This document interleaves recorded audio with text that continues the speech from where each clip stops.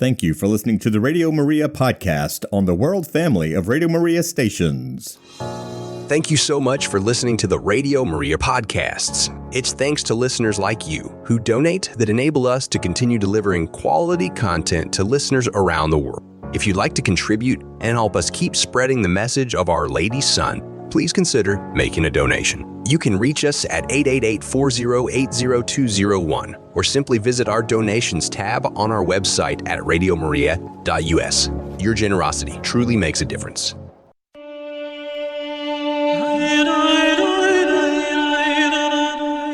You are listening to Radio Maria, a Christian voice in your home. We now present our program, Jesus, the Promised Messiah of Judaism, with your host, Roy Schoeman.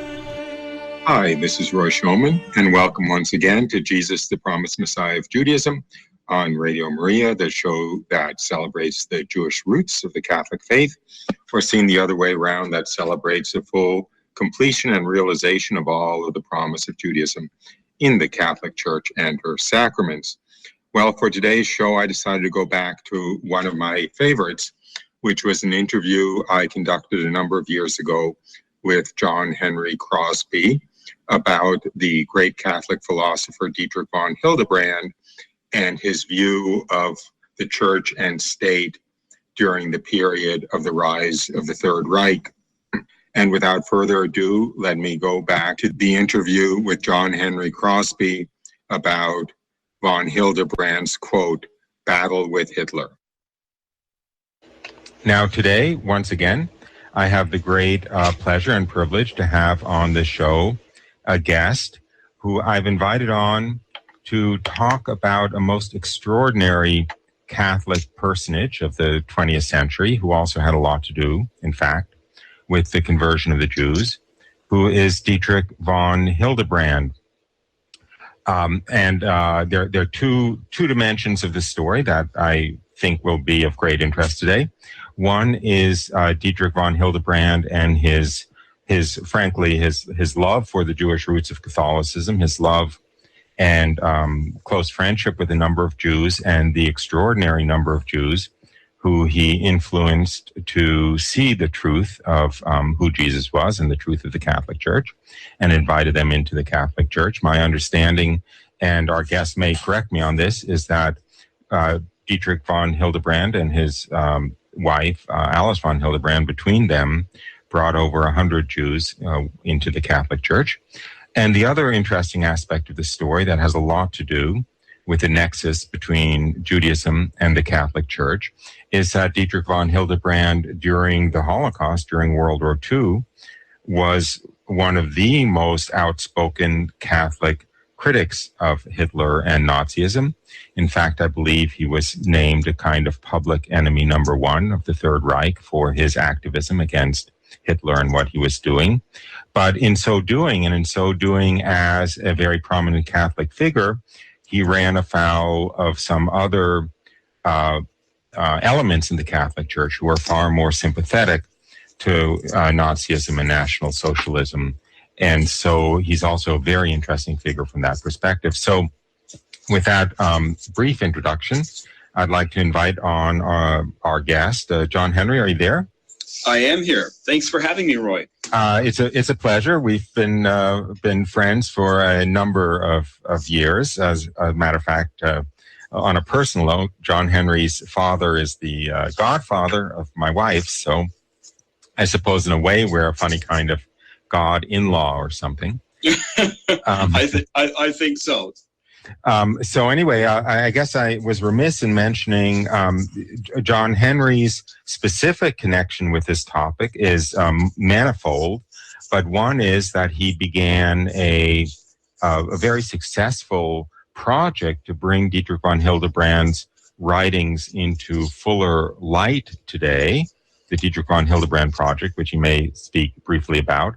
And the other is that that initiative of his brought into print Dietrich von Hildebrand's wartime memoirs entitled My Battle Against Hitler, from which we will be speaking today. So with only two introductions, John Henry, why don't you take us from here?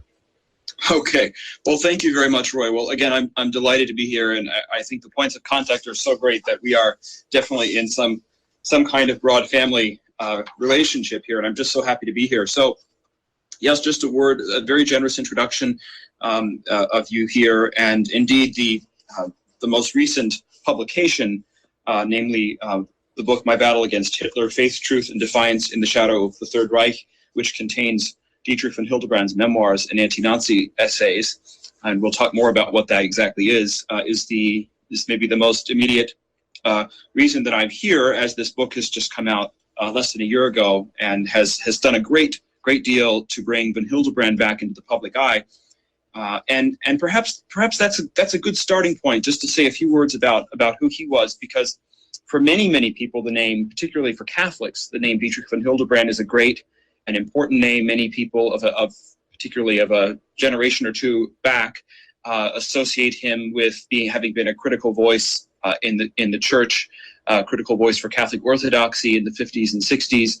An author of much beloved books. Perhaps his most famous book is a book called Transformation in Christ, which is an enormously significant work written by him as a layman and not really as a theologian. He was trained as a philosopher, and this work of meditation on the Christian life shaped a generation of Catholics. But what few people knew about, except in very slim detail, was the story of Dietrich von Hildebrand as the great enemy of Nazism, the great enemy of German National Socialism, and also of communism, and an enmity that was not just one that began and ended in the classroom, but one that was taken into the public square. Von Hildebrand, as a philosopher, going into public confrontation with the Nazis, founding a newspaper, leading the intellectual resistance in Austria, all of that, this story is only now really coming to light. And so that, by way of a brief teaser, I can say more perhaps before we dig into that more. Roy, what do you think about just a few observations just about his early life and something to help our listeners dive in? Is that what you would like from me next? Yeah, I think that a few minutes on just a rough outline of who this extraordinary personality was, and then we can get into the specifics. Very, very good. All right. So perhaps one way of looking at it is to say, do we see any foreshadowing of this enemy number one of the Nazis in the early life of von Hildebrand? And in some ways, yes, and in some ways, no. So let me just take the readers back briefly to where he began. So von Hildebrand was born into a prominent German family. His father was a famous sculptor and architect, widely known and much loved by the Germans, a kind of national treasure for the Germans. He had done significant sculpture of public monuments in Munich, and so this was very much a leading cultural family to be born into. Von Hildebrand was the last and the only son and last child. He had 5 elder sisters in this family, and he was born in Florence because the father, as perhaps all good painters and sculptors do, decided that the place to be was in Italy. And so the family lived in a converted monastery, a beautiful converted monastery just outside of the center of Florence. And so young von Hildebrand grew up actually speaking German in the family, but also Italian as one of his mother tongues, and was deeply shaped by his upbringing there. What many people don't know about him is that he was not raised as a Catholic, and not really even raised as a Christian. The family was nominally Christian, but in the vaguest sense of the term, they were, one can discuss, but the different influences, but essentially it was a kind of nominal Protestantism at best, not taken seriously. The family religion was really a religion of beauty and of high culture. One can get the wrong idea, though, and imagine that this was a place that was hostile to faith. And one thing that comes out from von Hildebrand's memoirs is that while there was a fundamental uncompletion and a fundamental lack of sort of breaking through to spiritual reality, the family cultivated something very significant, and that was reverence, kind of reverence before natural mystery. So nature was perceived with awe. The sexual sphere was perceived with a kind of awe. Alice von Hildebrand tells me that his parents would never have thought of contracepting, which is a remarkable point when you consider the reasons for it. And then there was this enormous awe for the beautiful. And of course, then for artistic geniuses. They were the kind of saints of the family. And this down the line would play an important role in von Hildebrand because it shaped him so deeply that in years to come, it played an essential role in his conversion to Catholicism. But let's put that on pause. So we have his upbringing there. Now, during his early youth, he discovers philosophy. And this is not philosophy primarily as in the classroom or the philosophy of the scholar. This is philosophy understood in the ancient Platonic way. This is philosophy as a way of life, truth for living. And as a young boy, he began to read the dialogues of Plato. And the character of Socrates made an enormous impression on young Van Hildebrand, particularly this uncompromising quest for truth. What is the truth of the matter? That made an enormous impression on Van Hildebrand, and also the Socrates' willingness even to give his life ultimately for the truth was enormously impressive for Hildebrand, and that set him on his course. He realized in reading these dialogues of Plato that he had found his vocation. He wanted to study philosophy when he went into university. So he goes on to study philosophy, turns out to be a prodigious talent, studies with some of the leading minds in Germany at the time. And then he, during his time in philosophy, he meets a man named Max Scheler. And Max Scheler, who coincidentally was also a great influence on the later Pope John Paul II, was a brilliant Catholic mind with a troubled relationship to the faith. Ultimately died outside of the faith, but at the time was a rather ardent Catholic, and spoke ardently about the faith to young Van Hildebrand. And let me interrupt please you for a moment. Sure. You just said something like coincidentally was Max Scheler was also a major influence on Pope John Paul II. And it's a little, not entirely coincidentally, right? Because it just occurred to me, our listeners are probably not aware that Dietrich von Hildebrand had a huge influence on John Paul II, and they reflect a very parallel stream of personalism in Catholic philosophy. Oh, I couldn't agree with you more. I was sort of self-censoring against going too deep into all of these themes, but you're the boss, so yeah, absolutely. It's actually far more than coincidental. It's a very, very fundamental to understanding the history of the major intellectual streams at the time, and particularly the influence on John Paul. I mean, there's a lot that one can't entirely imagine John Paul having done without the influence of figures like Van Hildebrand and Scheler going before him. So in any case, Scheler makes this very, very striking claim in a conversation with the young Van Hildebrand. He says, the Catholic Church is the true church. And for Van Hildebrand, that was a claim that was difficult to process in a way, because churches weren't true or false. They were sort of different. They were cultural realities. They were primarily the sources of artistic inspiration. They played an important role in history. They'd had a political function. But this idea that a church would be true, and that perhaps other churches and other religious claims to truth were not equally true, that was striking to him. And here we go back to the theme of beauty. Scheler then said to Van Hildebrand, and the reason the evidence of the Catholic Church's truth claims lies in the fact that she produces saints. And he then wrote a beautiful and memorable passage in a book of his, which is on other themes, in fact, but the passage that he wrote very much for his friend Dietrich von Hildebrand was a kind of sketch of St. Francis of Assisi. And it was a sketch that really went after this phenomenon of sanctity. What is the difference between sanctity and natural goodness? And for von Hildebrand, this was very fundamental, because in Scheler's claim, not only did he encounter in a very significant way the beauty of sanctity, but also the irreducible reality of grace to nature. In other words, grace really is this realm of being, and it's not just somehow a way that we describe very good people or very holy people. And in fact, Van Hildebrand, who then converted in 1914 just at the beginning of the war, just before the war, in the months before, he wouldn't write much of anything for many years. In fact, he took this time to immerse himself in his reading of Catholic history of the fathers. He spent a great deal of time reading in the work of St. Augustine. And when he finally wrote, you might say, his first major piece as a Catholic, it was an essay called The New World of Christendom. And the essay is essentially a meditation on grace and the tangibility and even the ability to experience grace as a reality that just can't be derived from purely human or natural sources. So for Van Hildebrand, it was, you might say, the It was the reality of grace, the beauty of grace, and then the beauty of Christ as the source and summit of God's grace in the world. That, above all, captivated him and became the lifelong nourishing source for his faith ever after. And it's very interesting because if you think about other famous converts, if you think about C.S. Lewis, or if you think about John Henry Newman, you have, of course, different aspects, personal aspects, of course, experiential things that happened in their lives. But you have, in some sense, something more intellectual. In Newman, you have a kind of reading of himself into the Catholic Church. In C.S. Lewis, you have many literary influences. But in Van Hildebrand, it began, really, with this. He was somehow opened up or free to experience the beauty of the saints, the beauty of Christ. And then this was so convincing for him that it brought him into the church and then led to a kind of post facto, you might say, immersion into the church's teaching and tradition that then allowed him to become, of course, a very, very powerful and effective defender in the years to come.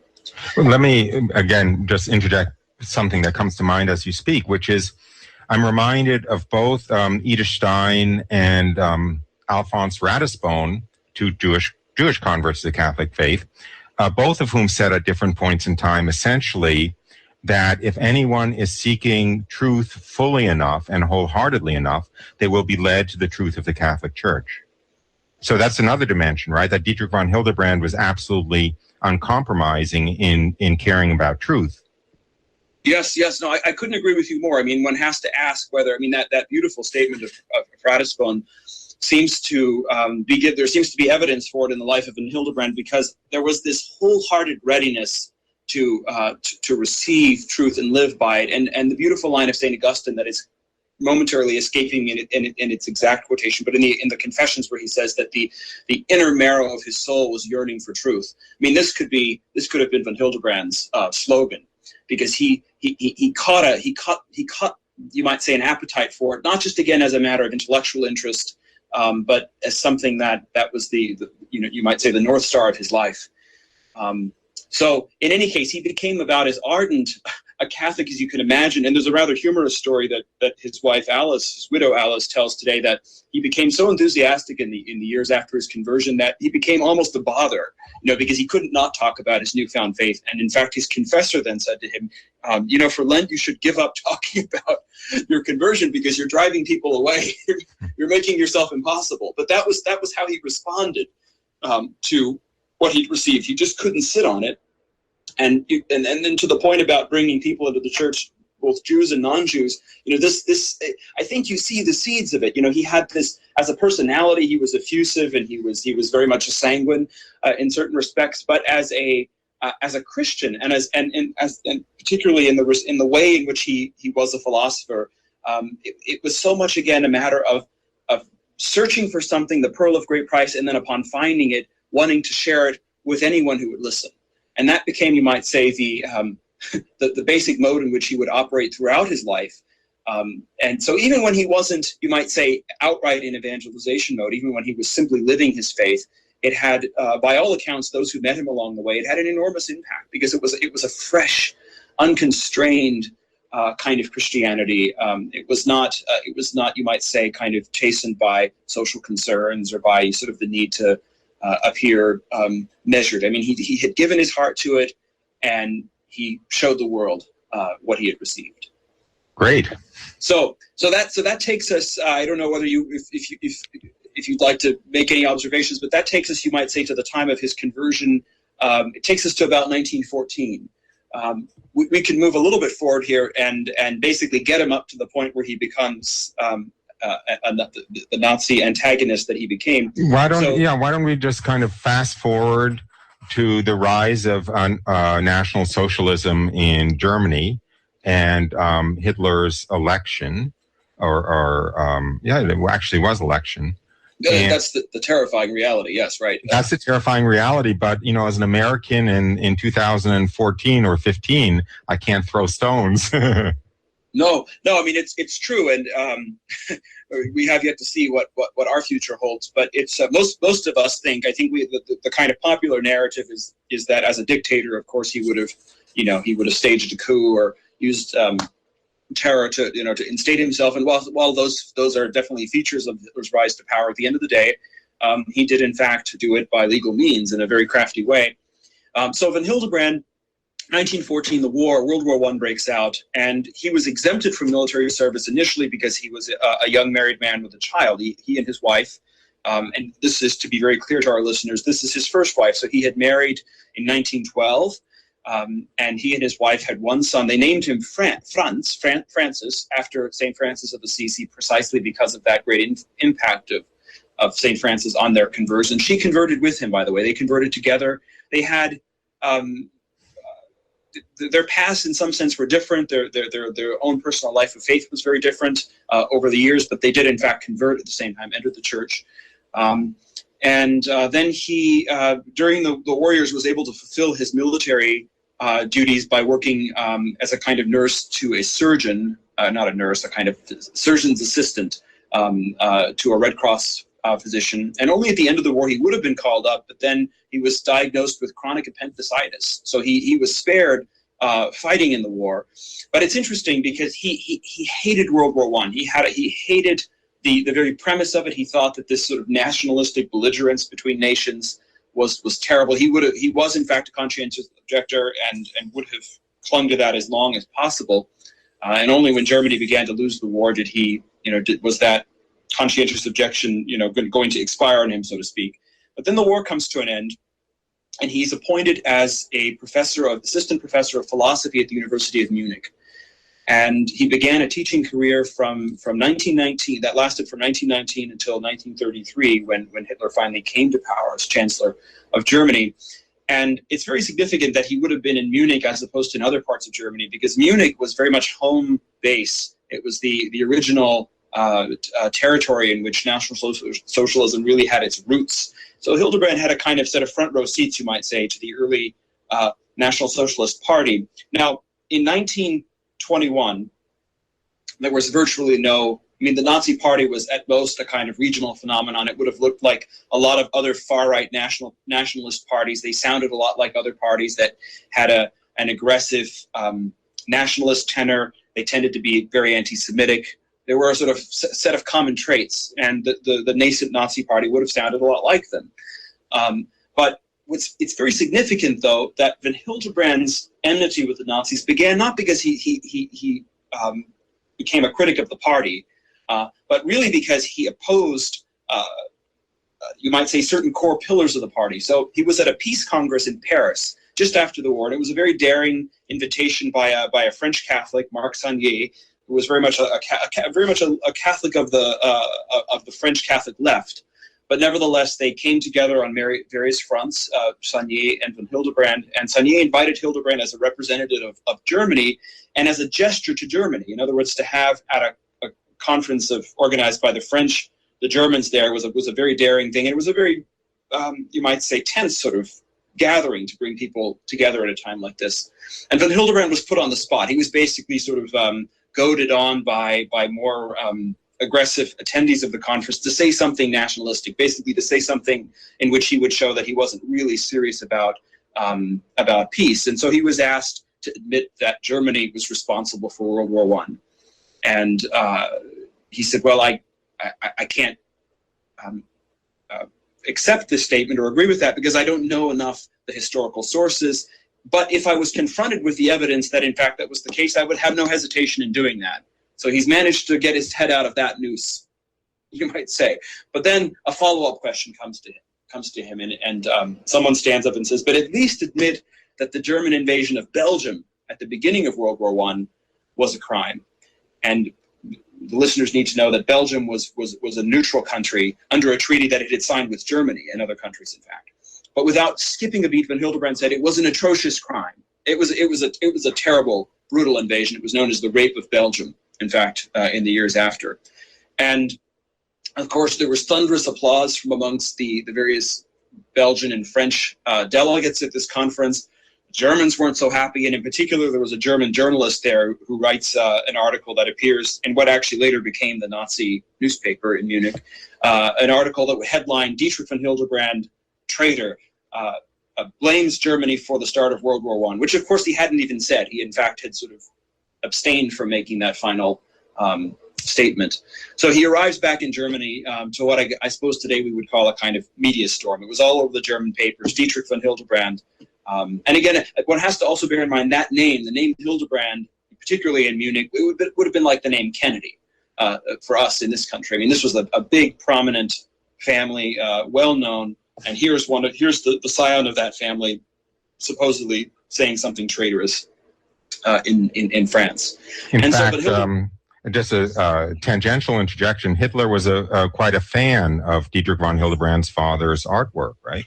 Yeah, I think we have to say that might have been one of the few good qualities that Hitler exhibited. But yes, in fact, it's true. He spoke very von Hildebrand praisingly. was named to Hitler, and his father was a positive name to Hitler. That's exactly right. And so for von Hildebrand, as the son of a man widely treasured by even Hitler himself, to have made these statements abroad was very scandalous. He had to explain himself to his colleagues at the university and even within the various academic groups that he was a part of. But what happened, above all, with respect to our major storyline here, is that it put him on the radar of the rising Nazi Party.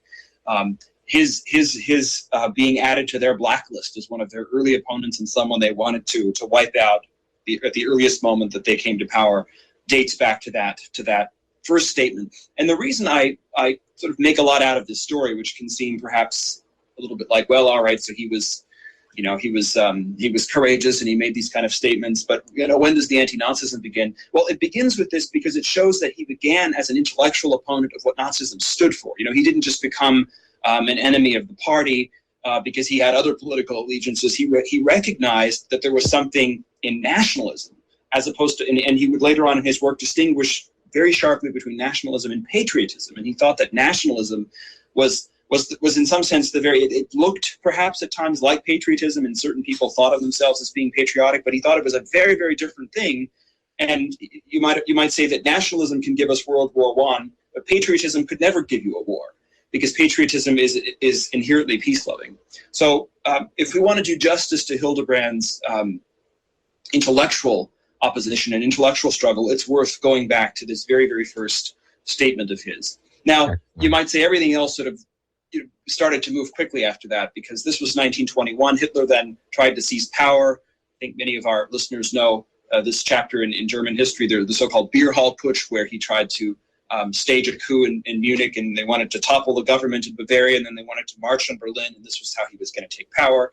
It ended very badly for Hitler. In fact, the whole thing fell apart that very night, but there were about 24 hours where it was unclear to everyone on the ground what was happening, and so von Hildebrand had to flee for his life because the Nazis had set up a kind of tribunal and were already beginning to wipe out their opponents at the time. So even though this coup came to an end and Hitler was put into jail, von Hildebrand, even in 1923, 10 years before Hitler became chancellor, had his first brush with danger. So to accelerate the storyline here again, Hitler finally comes out of jail actually very soon after. He was only in prison for, I think the sentence was 5 years or so, and he only served about 9 months or 10 months. And he came out, and after that experience, that's when he decided, I'm going to seek political leadership in Germany through legal means, because he realized then and there that the risks of failure were too great. And so this is from that experience also you see this sort of turn to a crafty strategic rise in Hitler. Mm-hmm. Hitler, by the late 1930s, Hitler has turned this tiny little national socialist movement into a major political force. They're winning in elections. They're winning seats in the German parliament. Hitler's running for president against the... You said late 30s. In the late 1930s. So there's definitely a period in which Hitler falls off the national stage. You don't mean late 20s? I mean the late 20s. I'm sorry. I mean the late 20s. So Hitler sought power for the first time in 1923, just 2 years after Hildebrand had been in Paris at this peace conference I described. Then when Hitler's first coup attempt falls apart, there's a period of apparent peace. Hildebrand even describes feeling a certain relief, a cleansing of the air when Hitler's movement failed. But it gradually then, throughout the 20s, and particularly in the late 20s, began to gain steam again. And in the late 20s, they're competing very forcefully in the national elections. In other words, the National Socialist Party is in fact, I think by 1931 or 32, has become the largest party in the German parliament. Now, I'm going to interrupt you there please. We're about halfway through the hour, and we usually take a short break halfway through, a short musical break, which we'll have in a moment. I want to remind our listeners that you're listening to Salvation is from the Jews on Radio Maria, with me, your host, Roy Schoeman, and our guest for today, John Henry Crosby, who was behind the recent publication of a Dietrich von Hildebrand's memoirs about the war years, as well as other aspects of his life, called My Battle Against Hitler. And when we come back from the break, I would like to talk at least a little bit about, to me, an extraordinary theme of von Hildebrand's battle against Hitler, which is almost his philosophy that one cannot compromise with the devil. Yes. That one's always called to confront head-on the devil, and any compromise is capitulation. And I think, again, because of what's going on in our country now, that's probably a theme that it would be good to flesh out a little bit. So with that, let's go to the break, and we'll be back in a few minutes speaking again with John Henry Crosby about Dietrich von Hildebrand's battle against Hitler.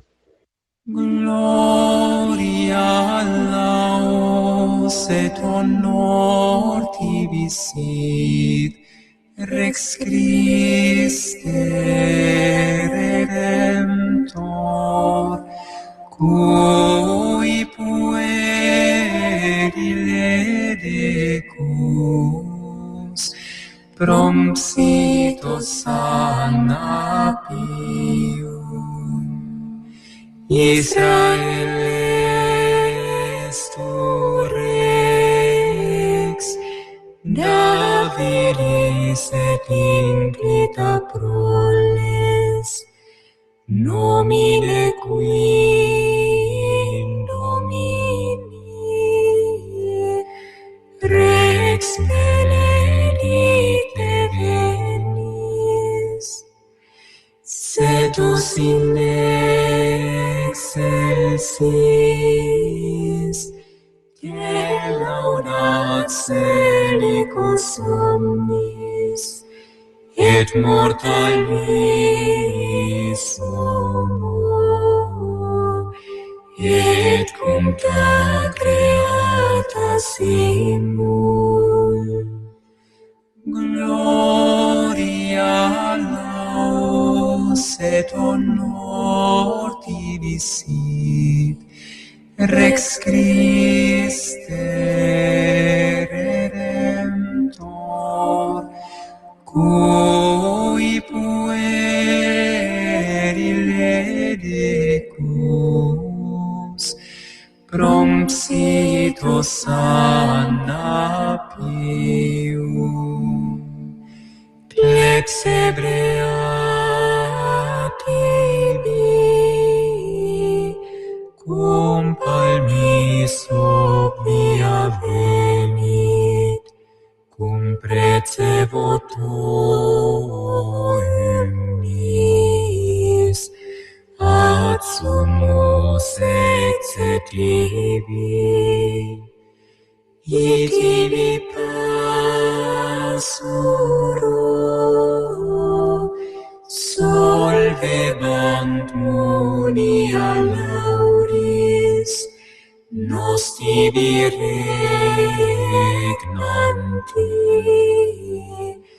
angimus exemelos. Hi, this is Roy Schoeman. Welcome back to Salvation is from the Jews on Radio Maria. And we've been speaking with my guest for today, John Henry Crosby, about a great Catholic philosopher and hero of the 20th century, Dietrich von Hildebrand. And before the break, we got up to the basically to 1933, when Hitler came to power. And I wanted to kind of start the second half of the show with a little focus on von Hildebrand's stance towards evil, that there is no possibility of compromising with the devil, that compromise itself is capitulation. And so if you bear with me, John Henry, I just want to read a couple of passages from I don't want to say your book, it's almost your book. It was translated and edited by you.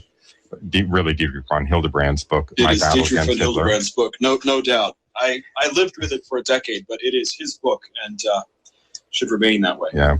But anyway, again, because of what we're living through now in this country with the assault on Christian values and specifically actually on some Catholic institutions by the government and this kind of ambivalence about just what our stance should be towards it as Catholics and also the Catholic institutions and the hierarchy's stance to it. So I'm going to read a couple of passages from the section around pages 81 to 83 from the memoirs of Dietrich von Hildebrand to kind of launch us on this path.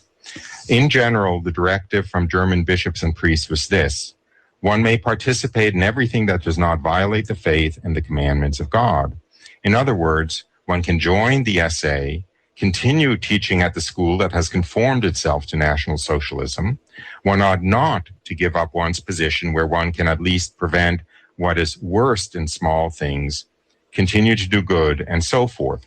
With the bishops and priests adopting this stance, it is hardly surprising that young, naive Catholics, particularly those who are only Catholic out of tradition, should merrily sing the Horst Wessel Lied and be filled with enthusiasm for the Führer. I was, of course, horrified by such a friendly and benign attitude towards the Nazi regime, and I expressed my total rejection of National Socialism and my disdain for Hitler in very clear terms. This kind of argumentation means that you give the devil your little finger. It means opening a door for infection by a dreadful heresy. For this reason, at Pentecost 1933, I wrote a letter to close friends in Munich in which I attempted to describe the stance which, to my mind, was the only one possible for Catholics living in Nazi Germany. I called attention to the terrible danger of allowing oneself to be pressed into compromises, and above all, of inwardly adopting a neutral or even friendly stance toward National Socialism. I explained that they were being confronted by the Antichrist, and that if they were forced to live with him, indeed, even to be exposed to his force, it was absolutely necessary to bear the concealed dagger, as it were, of absolute and irreconcilable enmity, ready to make use of it at the first opportunity without thereby risking the consecration camp. I further wrote that it is completely immaterial if the Antichrist refrains from attacking the church for political reasons. What is decisive is the spirit that animates him, the heresy he represents, the crimes committed at his behest. Any comment, John Henry? Well, it's interesting that you should have picked these pages because I had my book open to the very same page when we discussed focusing on this theme. No, the passages that you've just read, I think, get to the very heart of one of his major concerns, which is this question of, or this concern about compromise. Particularly when you're confronted with evil and it surrounds you, it's a structural presence, in one of his essays later in the book, he describes the risks that happen, right? That you begin in an initial state of outrage, but then that inevitably we tire, and it's hard to retain that kind of stance, and that over time we become increasingly worn down, and then, as he says, it's even possible to begin to become to have a benign or even friendly attitude.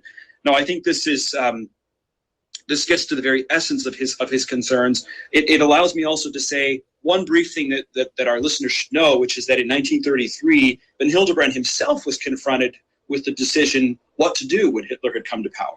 In other words, this concern about complicity, particularly the complicity that he felt he would have as a Catholic philosopher if he remained in Germany and remained silent. Now, it's important to note that von Hildebrand was keenly aware of the role of vocation in all of this. He knew that different people had different vocations within the body of Christ, as it were, to resist evil, and some were, in fact, called to stay behind it. He described certain noble souls who stayed and did very significant work, but he felt that as a philosopher and as a Catholic, and certainly his particular vocation, it was necessary to speak publicly against National Socialism, and he knew that he couldn't do that without, in other words, to his point here, he couldn't do it without risking the concentration camp.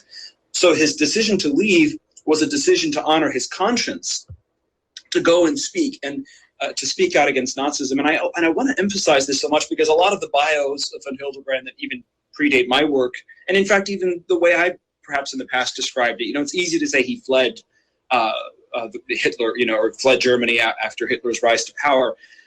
I mean, he fled in a very limited sense of the term, but in fact he went away. He went into a kind of voluntary exile so that he could in fact do what he felt called to do. So Hildebrand, in any case, felt strongly that his vocation lay in speaking openly. And in 1933, he leaves Germany and he goes to the home of his birth in Florence. And in fact, to the home the house where he'd been born, which now belonged to his sister. And it's very significant that, he went there and there were a period of about 6 months during which he didn't even know what he would do. He simply knew that I'm supposed to do something. God is asking me of this. Asking this of me, and God will provide for me and sustain me and protect me. And it was there that the plan to create an anti-Nazi newspaper was hatched, because from Florence, surveying what was happening in throughout Europe, he took note of the young Chancellor of Austria, a certain Engelbert Dollfuss, who had a stated anti-Nazi policy. In fact, he became stronger in his anti-Nazism as Hitler came to power and as the Nazis began to show their true colors. And he was this young chancellor was a very serious Catholic. And so von Hildebrand approached him and said, I want to be an intellectual officer in the battle against National Socialism. Again, highlighting that philosopher's role in resisting evil. And Dollfuss agreed to support him. In fact, gave him the funding to establish this paper. Would never have gotten off the ground had the Austrian government not supported it. And it was in that paper that von Hildebrand ultimately carried out over the next 5 years his assault on National Socialism and speaking truth to power in every single article. He wrote almost 70 articles, and perhaps more because there are numerous articles under pseudonyms, and it's not clear if he wrote them or not, but at least 70 articles. And this work had an enormous impact. It galvanized the resistance. It gave many other like-minded souls an outlet in which to express themselves. And on the other hand, it gave a lot of visibility to what began initially, you might say, as a private act of conscience to leave his home. And his voice and the resistance was so loud that it created serious resistance from the Nazis. In fact, the Nazis in their relations with Germany and its relations with Austria had a great deal of tension ensued from the work of this paper. There were all of these bridge builders at the time in Austria who wanted to find some way of making it work with Nazi Germany, and von Hildebrand and his paper made that very, very difficult. But ultimately, it was. What is that quote that you have or he has in that book, essentially about no one does more damage to the Nazi Party than von Hildebrand? That's right. The German ambassador, the Nazi ambassador in Vienna, wrote back, actually said to von Hildebrand's brother-in-law, no one does more damage to National Socialism in Austria than your brother-in-law, Dietrich von Hildebrand. So his, both through individual statements and by the official response of the Nazi government, this paper had a great impact at the time. But perhaps, and a final observation, I think the most significant thing about it was a kind of a combination of witness simply standing up for truth, particularly truths that were being obscured at the time, but it had one very significant further impact on its readers. And that's wonderfully brought out by one of the students. And in fact, in the opening pages of the book, I have 3 quotations. And the student describes, I think, better than anyone, the influence that von Hildebrand had through his teaching and through his writing and through his paper. And the student writes, he immunized and protected us from the philosophical waves that swept across Germany in those days. Whoever understood von Hildebrand was saved. Heidegger's melodies no longer had the power to seduce us. Heidegger was the philosopher who had a great inspiring role in the Nazi Party. And so he says, Heidegger's melodies no longer had the power to seduce us for our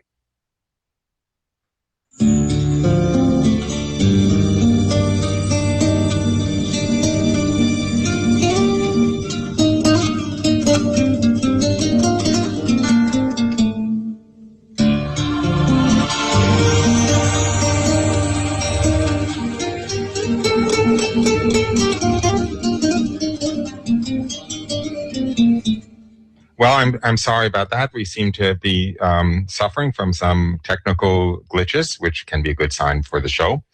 But so I will continue on my own until our guest, John Henry, comes back, and I will try to not butcher too much. A little story of this Chancellor Dollfuss that John Henry mentioned, who sponsored Dietrich von Hildebrand's anti-Nazi newspaper in Austria, because it's very beautiful to see. I've been a little bit critical between the lines in the show of some of our contemporary politicians who might be working on the wrong side of the battle between Christ and the enemy of humanity. But it's very beautiful to see saintly political figures who are really battling with their heart and soul, and in the case of Dollfuss, with his life, on the right side of that equation. And all I remember, Dollfuss was vehemently anti-Nazi as Chancellor of Austria, and he ended up being assassinated by the Nazis. And he was, I believe, shot in his office, and he lay dying, bleeding to death, actually, on the floor. And I think it took him 8 or 10 hours to bleed to death. And his one plaint during that time that he lay on his office floor, bleeding out his life, was he asked his assassins to allow him to see a priest, to call a priest to hear his confession and grant him absolution. And in their anti-God sadism, they refused. But I think that's a very beautiful story to show that there can be tremendous nobility even in the halls of power. Now, it looks like I may have to continue the show to the end on my own, so I will do my best. I will perhaps read a little bit more from the book, My Battle Against Hitler, by Dietrich von Hildebrand. By the way, you can order this from John Henry's organization, which is the Dietrich von Hildebrand Project, or from Amazon.com or any other major bookseller. But let me just spend a minute or two talking about the other side of the coin, which is it pained Dietrich von Hildebrand deeply. Are you there, John Henry? I'm here. I'm very sorry about that. I'm sabotaging you because I'm going to take this tack. I've already begun down the path. And I just want to spend a moment or two talking about the pain that Dietrich von Hildebrand suffered at seeing misguidedness coming from the Catholic hierarchy, and seeing a lack of clarity about what was going on, and kind of getting swept away with the tide of the way of the world. So I'm going to read from pages 86 and 87, and then give it back to you. Anyway, so here are the words of Dietrich von Hildebrand. But much sadder and incomparably worse than this radical intellectual and cultural decline was the letter of the Catholic bishops gathered in the town of Fulda. Contrary to all tradition, the bishops took a position toward the government. They began by listing all the things within National Socialism to which they spoke a full approving yes. We affirm the spirit of authority. We affirm the commitment to the German nation. We affirm, etc., etc. All this affirmation was a shameful betrayal, quite apart from the fact that the bishops after World War I did not take a similar position towards the Weimar Republic, so that taking an official position in the present context was unnecessary. Terms such as authority, nation, and the like were used equivocally, when it was clear to everyone that what the National Socialists understood by these terms was something the bishops could never affirm. Besides, the fact that the affirmation of many points was very much in the foreground, created by the impression of a primarily affirmative stance toward National Socialism as such. Words cannot describe how this failure of the German episcopacy grieved me. To my sorrow, I saw how right I was to fear that Catholics in Germany would allow themselves to be carried away by a shameful spirit of compromise and accommodation toward the Antichrist.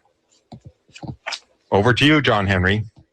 Oh my goodness, what can one say after such powerful words? But no, these the stance of the German bishops, particularly from about 1932 into the mid 30s, 33, 34, 35, grieved von Hildebrand profoundly. Above all, for two reasons. The one was obviously that there were statements that were shameful and should never have been made. Then beyond that, there was this lack of the ability to discern spirits clearly, and that also grieved him because he saw all of this with such great clarity.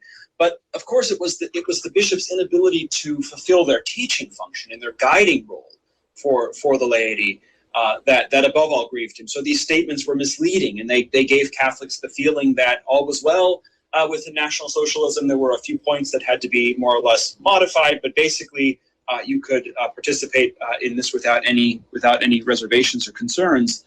And of course, this was ultimately his great concern in July of 1933 when the Catholic Church signed a concordat with Germany, when the Vatican signed the concordat. Let me hold the concordat because that needs most of a show in itself. Indeed.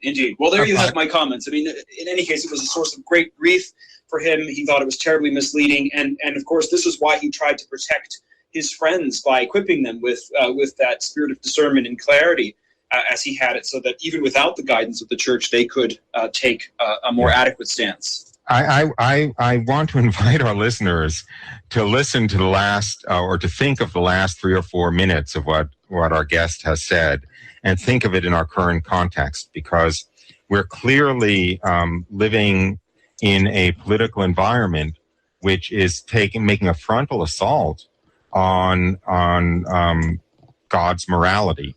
And we're the same danger of requiring, of needing to really keep a clarity of focus and a willingness to recognize evil as evil and to refuse to compromise with it or water down the teaching is, I would argue, at least as necessary for Catholics in the United States today as it was for Catholics during the rise of Hitler to power, which is why I invited that little tangent. Now, we have come to the last couple of minutes of the show, and you've been very gracious, John Henry, and you haven't turned this into an infomercial.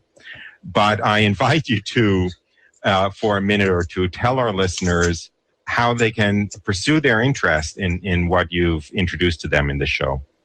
Well, thank you so much. And there are many more conversations to be had, Roy, so thank you for having me. Frankly, I would simply say that the most significant thing anyone could do at this time to encounter and learn from the great Dietrich von Hildebrand is to read this new book, My Battle Against Hitler. It contains the memoirs. He wrote a very, very long memoir for his second wife. His first wife had died. His second wife is the much-loved Alice von Hildebrand. He wrote a memoir for her at her request because she had missed so much of his life. And so in somewhat both typical, perhaps German academic fashion and also typical of his spirit, he wrote 5,000 pages. The book contains, though, just a few hundred pages, and it's the pages that describe the story of his confrontation with National Socialism. And then the second half of it, or the last third, I should say, contains excerpts from the articles that he wrote in his Vienna newspaper. Both are significant for today. The one gives us the story of his life, the first-hand impression of what he underwent in fighting National Socialism. But the essays are particularly significant today. Can you hear me? Yeah, now, why don't you also give the website of the Dietrich von Hildebrand Project? The website of the Hildebrand Project is simply www.hildebrandproject.org. Hildebrand, of course, being spelled Hildebrand. And the book can be gotten from your website or from booksellers and so forth? It can be gotten from our website. We encourage people to get it from lots of different sources because in terms of the ability to demonstrate sales, it's very important to have it come from many different parts. So wherever our listeners get their books, they can get them. Even EWTN carries the book. We are also very active on social media, which has become almost part of our apostolate, because in an era where people don't always read as much as we would like, there's a great opportunity to share von Hildebrand's wisdom there. So on Facebook, we're at facebook.com/Hildebrand Project. Well, that brings us to the end of the interview with John Henry Crosby about Dietrich von Hildebrand's book, My Battle with Hitler. I hope you found it interesting and rewarding. And I want to thank John Henry Crosby, and I want to thank you for listening today, and hope you join us again next week, same time, same place, for Jesus, the Promised Messiah of Judaism on Radio Maria. This is Roy Schoeman saying bye for now.